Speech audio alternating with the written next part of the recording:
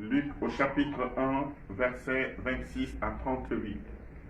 En ce temps-là, l'ange Gabriel fut envoyé par Dieu dans une ville de Galilée appelée Nazareth à une jeune fille vierge accordée en mariage à un homme de la maison de David appelé Joseph.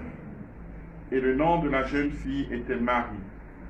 L'ange entra chez elle et dit: Je te salue, comblée de grâce, le Seigneur est avec toi. À cette parole, elle fut toute bouleversée et elle se demandait ce que pouvait signifier cette salutation. L'ange lui dit alors: Sois sans crainte, Marie, car tu as trouvé grâce auprès de Dieu. Voici que tu vas concevoir et enfanter un fils. Tu lui donneras le nom de Jésus. Il sera grand, il sera appelé Fils du Très-Haut. Le Seigneur Dieu lui donnera le trône de David son père. Il régnera pour toujours sur la maison de Jacob, et son règne n'aura pas de fin. Marie dit à l'ange: Comment cela va-t-il se faire, puisque je ne connais pas d'homme? L'ange lui répondit: L'Esprit Saint viendra sur toi, et la puissance du Très-Haut te prendra sous son ombre. C'est pourquoi celui qui va naître sera saint, il sera appelé Fils de Dieu. Or voici que dans sa vieillesse, Élisabeth, ta parente, a conçu elle aussi un fils, et en est à son 6e mois, alors qu'on l'appelait la femme stérile. Car rien n'est impossible à Dieu. Marie dit alors: Voici la servante du Seigneur, que tout m'advienne selon ta parole. Alors l'ange la quitta. Acclamons la parole de Dieu. Louange à toi, Seigneur Jésus.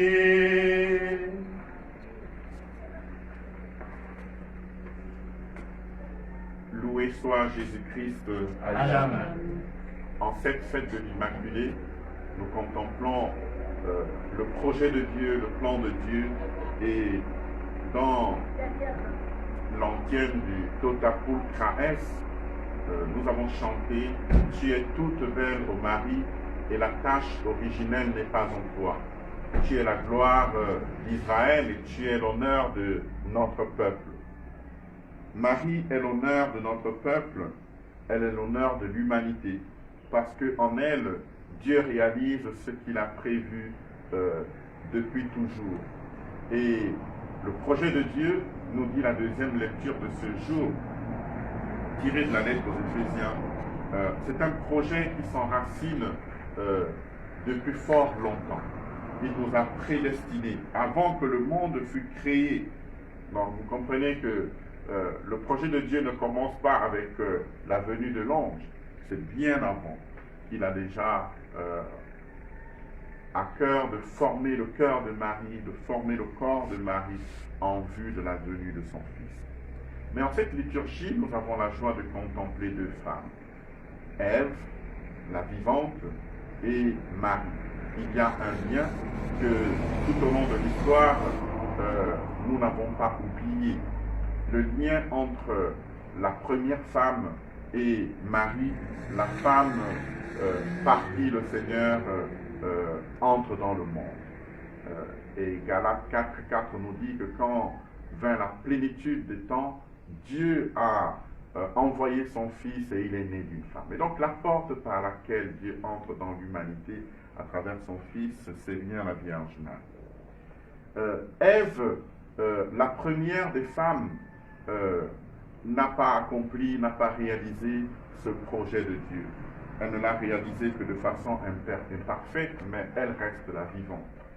Et là où la désobéissance de Ève n'a pas pu réaliser le projet de Dieu, l'obéissance de Marie ouvre la porte au salut pour chacun de nous et pour toute l'humanité.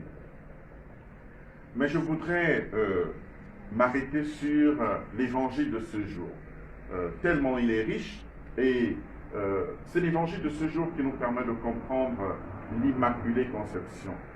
Parce que nous aimons tellement la Vierge dans l'Église catholique qu'à un certain moment, beaucoup pensent que ce dogme de 1854, nous l'avons forgé de toutes pièces.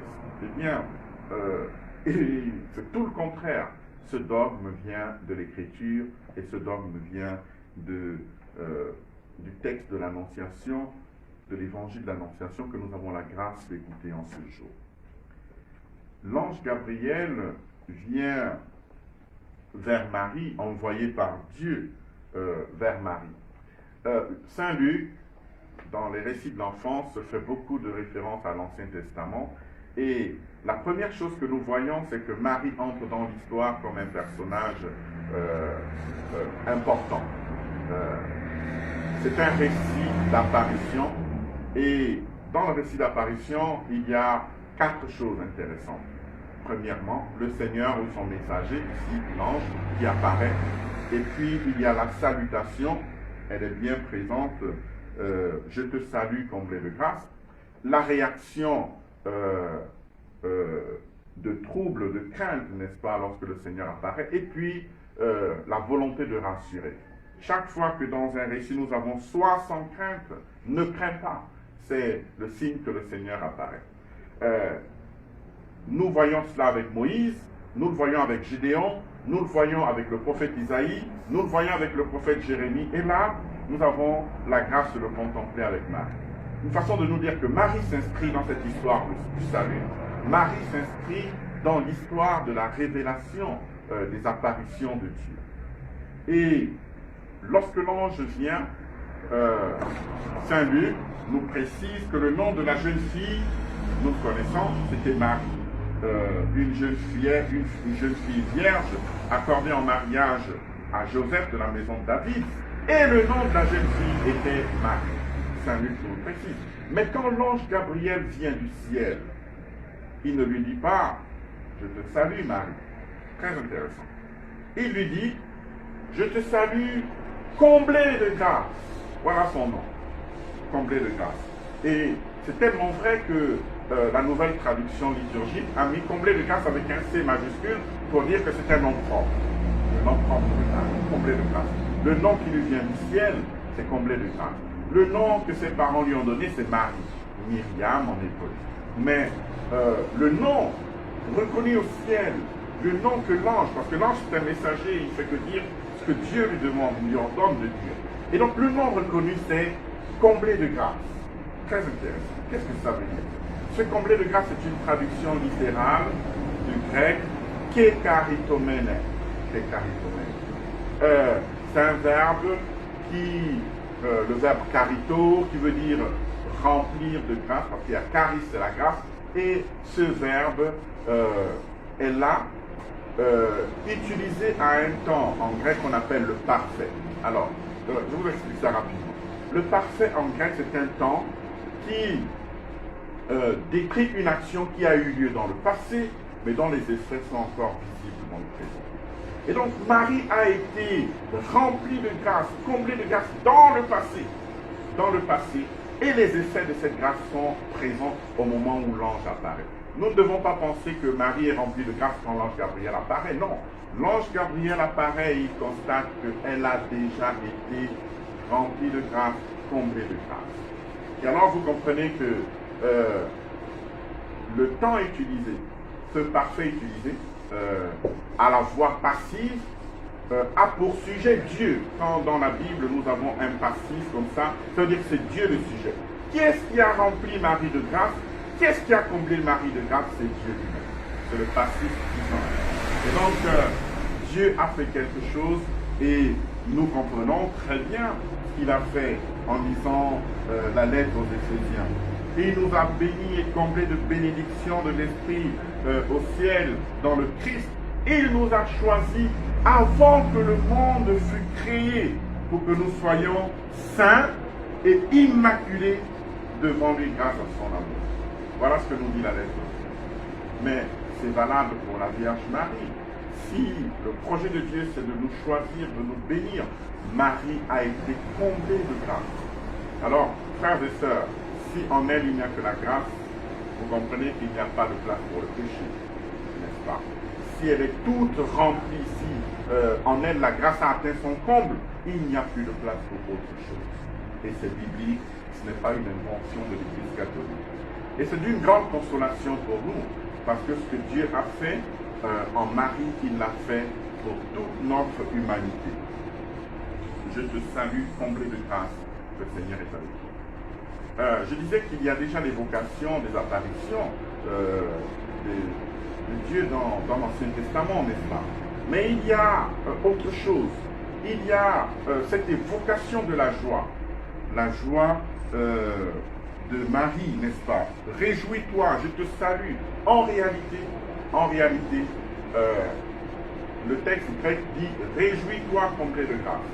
Kaïré, kekaritomène.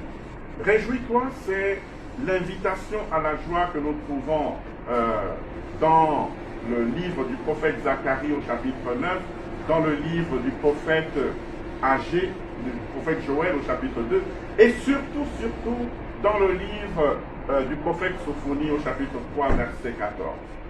Réjouis-toi. Cette joie, c'est la joie messianique. Dans la Bible, il est dit que la manifestation, l'apparition, la venue du Messie se traduit par une joie.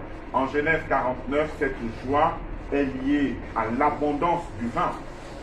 Il est dit en Genèse 49 que quand le Messie va venir, il y aura tellement de vin, qu'on pourra laver son vêtement. Il pourra laver son vêtement dans le vin. Et c'est pas pour rien que le premier miracle à Cana, ça se traduit par une abondance de vin. Et l'autre signe, c'est la joie de la fille de Sion. Réjouis-toi, fille de Sion, car le Seigneur est en toi, ton puissant sauveur. Danse de joie, exulte de joie parce que le Seigneur est en toi.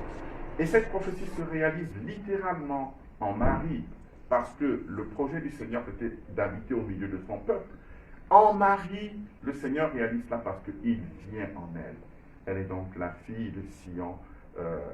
Elle est, comme nous l'avons chanté au début, la joie de notre peuple, l'honneur de notre peuple. Elle est une bénédiction et une grâce pour nous. Pourquoi cette fête de l'Immaculée? Certainement pour bénir le Seigneur, pour son projet de salut pour l'humanité, pour chacun de nous. Mais c'est parce que en elle, il nous donne un exemple de disciple. Pourquoi cette présence de Marie, cette solennité en l'honneur de Marie? Parce qu'elle est la servante du Seigneur, elle est disciple du Seigneur. Alors je voudrais vous dire, frères et sœurs, ouvrez la Bible, cherchez un exemple, cherchez un modèle. Vous n'en trouverez pas d'aussi beau, d'aussi pur, d'aussi parfait que celui de Marie. Et donc nous contemplons en elle un modèle de disciple. C'est programmatique ce qu'elle dit. Je suis la servante du Seigneur, qu'il me soit fait selon ta parole.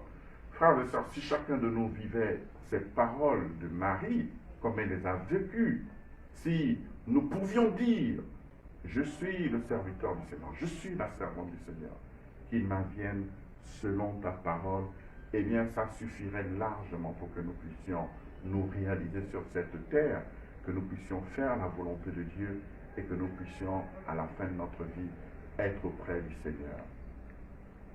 Je le souhaite à chacun de nous, je le souhaite à tous ceux qui nous suivent, et je fais la prière que chacun de nous, dans l'imitation de la Sainte Vierge, de la disponibilité de la Sainte Vierge, du projet de Dieu, trouve de jour en jour les ressources spirituelles nécessaires pour une vie de foi, pour un épanouissement toujours plus grand en présence du Seigneur.